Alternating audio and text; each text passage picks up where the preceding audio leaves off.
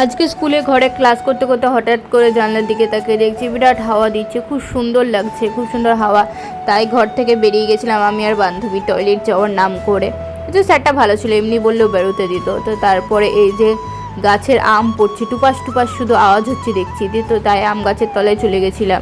দিয়ে আম পাড়ছিল প্রথমে বান্ধবী আমার জন্য, রিয়াকে বললাম আম পাড়, কিন্তু ও সেরকম পাচ্ছিল না, ছোটো ছোটো পাড়ছিল। সেখানে আমি পাড়তে চলে গেলাম, আর ওইদিকে ওপর থেকে দুটো বান্ধবী বলছে পাড় পাড়, ভালো করে পাড়। তো যাই হোক, ওদের কথা সেরকম না শুনে যাই হোক পারলাম। মাঠে গিয়ে আরও বান্ধবীদের সঙ্গে দেখা টাকা হলো। মাঝখানে কাকুটা চলে এলো, দিয়ে বলছে তোমরা আম পাচ্ছ, তাই করছে, বলছে আম পেড়ো না, তাই করছে। দিয়ে বললাম তুমি একটা আম দাও, আমরা খাবো। তো আমাদেরকে আর আমটাম দিল না।